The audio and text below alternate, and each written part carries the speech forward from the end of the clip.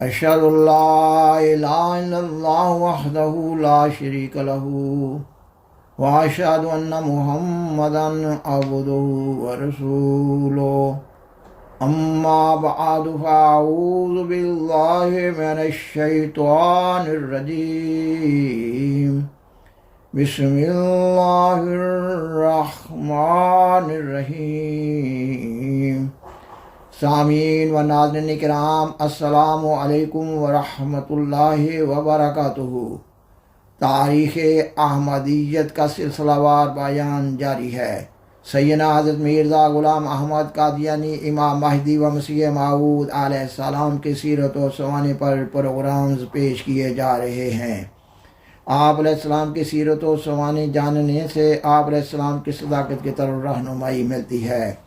گزشتہ پروگرام میں بیان کیا گیا تھا کہ آپ علیہ السلام نے اپنے والد محترم کی اطاعت میں سیالکوٹ عدالت میں جو ملازمت اختیار کی تھی، اس ملازمت سے 4 سال کے بعد اپنے والد محترم کے کہنے پر استعفیٰ دے کر قادیان واپس آ گئے، اور قادیان واپس آنے کے بعد قادیان میں آپ علیہ السلام کے دینی معمولات کا ذکر بھی کیا گیا تھا۔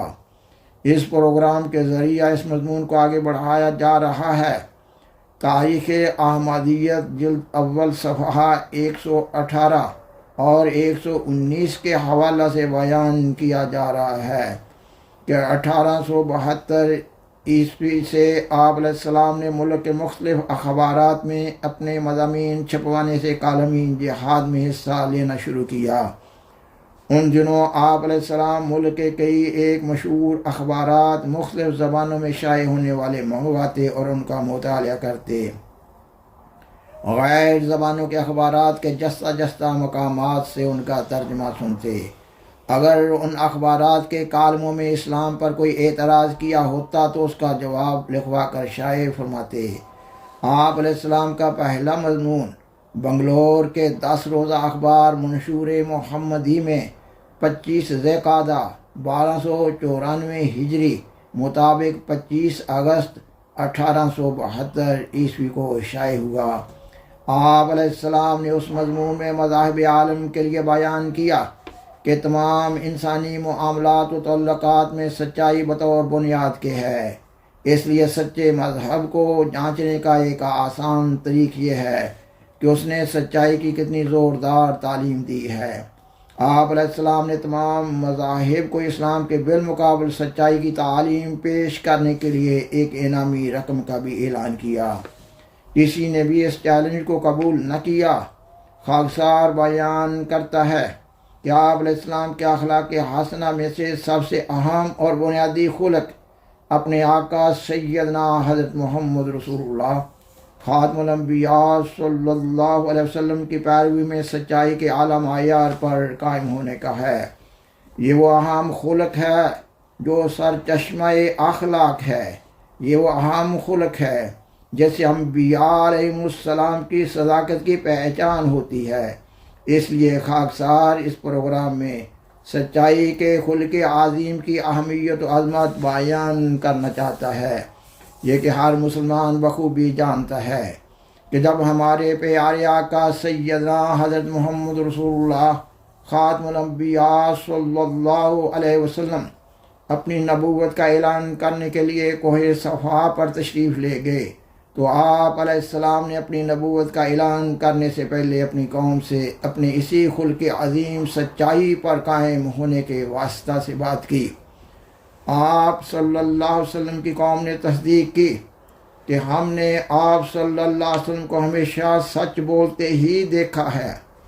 سامعین و ناظرین کرام، حدیث کی کتاب ترمذی کی ایک حدیث کو مفہوماً بیان کیا جا رہا ہے۔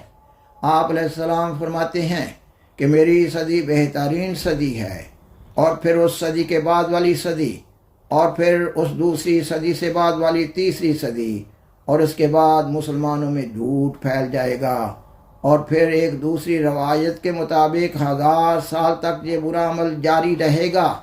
اس 1000 سال کو فیض عوج یعنی ٹیڑے لوگوں کا زمانہ قرار دیا گیا ہے، اور غرض یہ کہ آپ صلی اللہ علیہ وسلم کے بعد آپ صلی اللہ علیہ وسلم کے زمانہ سے مسلمان رفتہ رفتہ دور ہٹتے چلے جائیں گے ان میں کمزوری آتی چلی جائے گی، اور کمزوری آنے کی وجہ بھی بیان فرما دی کہ آہستہ آہستہ سچ کے خلق پر قائم رہنے کا فقدان ہوتا چلا جائے گا۔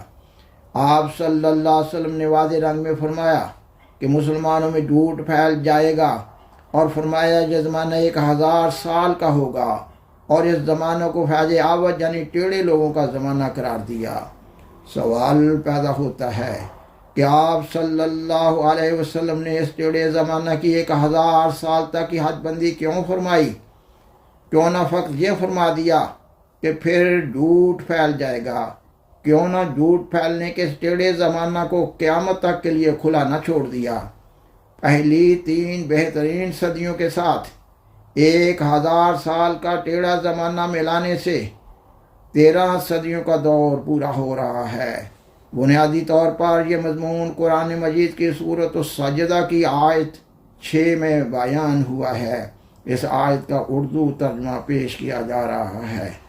وہ یعنی اللہ فیصلے کو تدبیر کے ساتھ آسمان سے زمین کی طرف اتارتا ہے، پھر وہ ایک ایسے دن میں اس کی طرف عروج کرتا ہے جو تمہاری گنتی کے لحاظ سے 1000 سال کے برابر ہوتا ہے۔